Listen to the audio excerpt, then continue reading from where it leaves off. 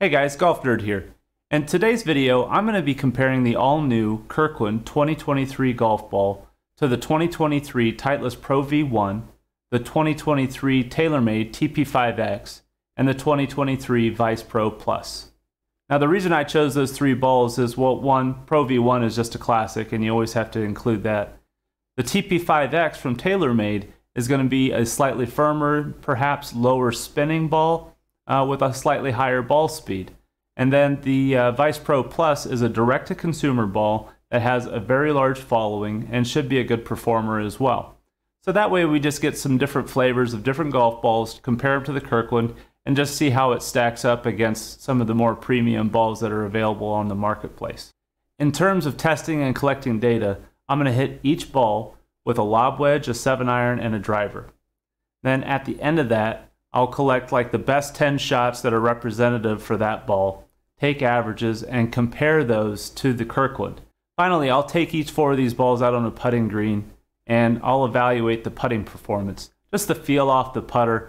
They're all going to roll essentially the same, but the feel, how clicky they are, etc., may be of interest to you as well. So stick around. That's what we're going to cover. I'm not going to show a lot of shots today because it's going to take a lot of shots to be able to collect all of this data. But I would like to just dive right into the data and the results now.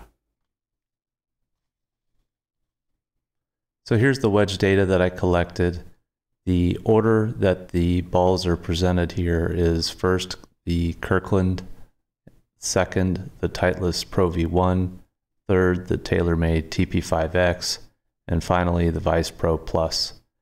I was basically hitting a mid 50 yard wedge shot with these. The backspins, as you can see, the Kirkland came in highest at 74.84. The Pro V1 and the Vice Pro Plus were very similar, upper 7300s, and then the TP5X was the lowest at 7100. Given the strike differences, this was not my best day of ball striking, and I would suggest that all 4 of these balls are going to perform very, very similarly in terms of wedge shots into the green. I wouldn't necessarily recognize one ball as being very different than any of the rest. So here's the 7-iron data that I collected. The order that the balls are being presented on this slide is first the Titleist Pro V1, second the Vice Pro Plus, third the Kirkland, and finally the TaylorMade TP5X. The total distance was 135 yards, plus or minus a bit. Typically, I see about 150 yards on the course, so I think my speeds might be slightly down when I'm hitting balls in the bay. Probably just not swinging as freely as I do out on the course. But regardless of that, the backspins are listed there, and this was one of the big surprises for me. The TP5X, which I expected to be a slightly firmer and lower spinning ball, actually was the highest spinning ball on the full shots with the 7-iron at 5,594 RPM. What's interesting is I tried to make sure that when I presented this data that I picked the best shots that seemed to represent the performance of the ball. So obviously I deleted some shots that just weren't good shots to put into this data set, and the TP5X consistently spun higher when I would go back to it and just try to validate that the results were similar to what you're seeing here. The lowest spinning ball was the Vice Pro Plus, and again I went back and retested that a couple times just to make sure that, you know, my swing hadn't gotten into a certain groove or what have you. And it was the lower spinning ball of the 4 choices here. So there's not a lot separating them. You've got, you know, about 600 revs from one ball to the other. Interestingly, you know, the Kirkland, the previous version, had a very high spin, and now we see that spin is a little bit more moderated, which is a great thing. So now you can see the driver data I collected. The order that the balls are in this time is first is the Kirkland, second is the Pro V1, third is the TP5X, and finally is the Vice Pro Plus. Again, my distances were somewhat down. Good drives for me on the course are in the 220 to 230 range, and you're seeing, you know, I'm maxed out here at about 200. I really believe that's just, again, me not swinging as freely inside as I do out on the course.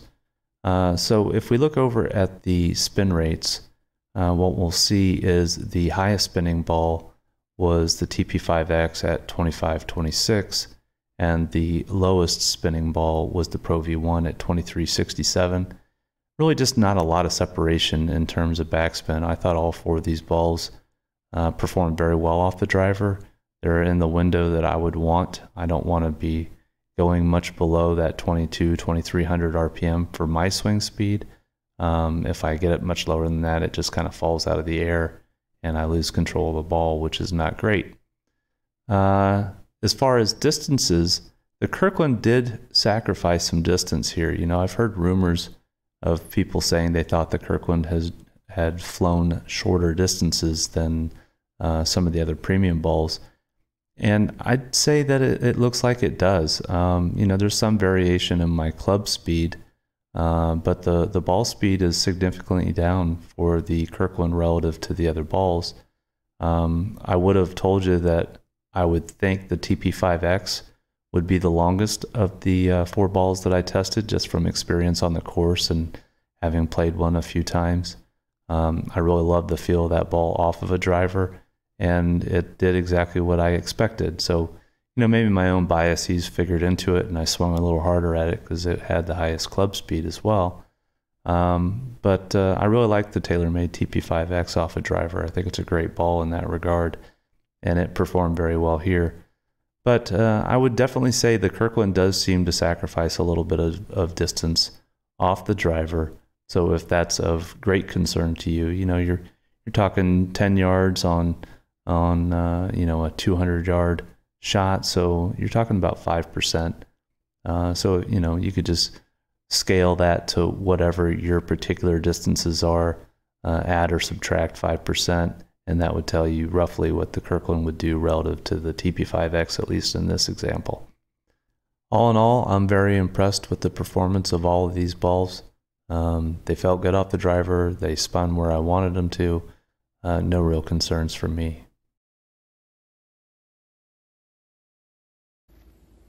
First is the Kirkland.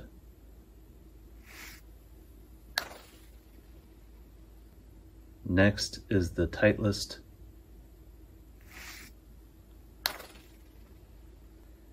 Next is the TP5X. Last is the Vice Pro Plus. So in terms of how they felt off the putter, I would say that the Vice Pro Plus was a little hollow feeling. It just had a little bit of a hollow sound.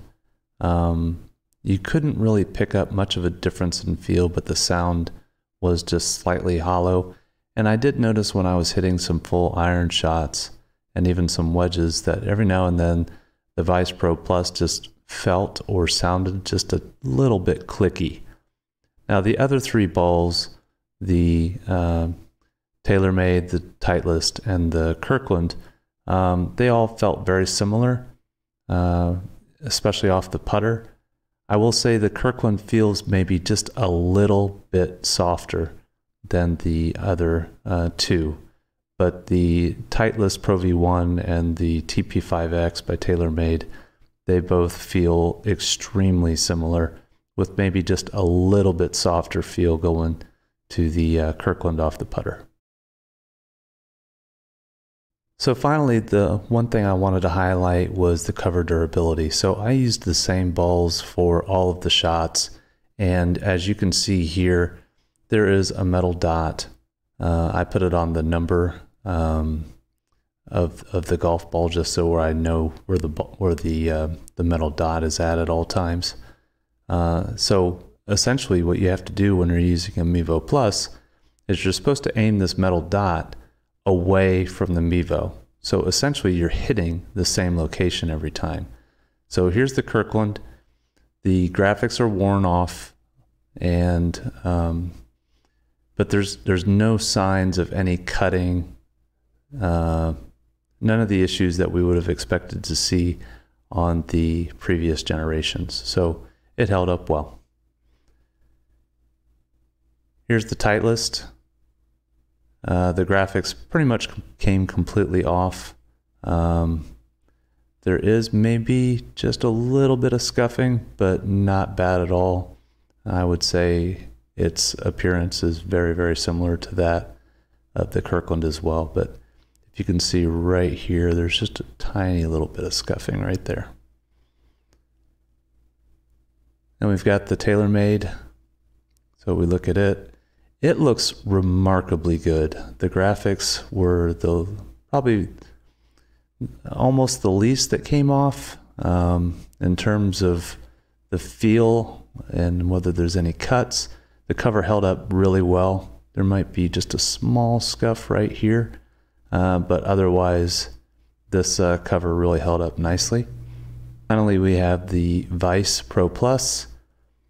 So this probably held up the best in terms of the graphics on the ball, and there are no signs of any wear or anything like that on the ball.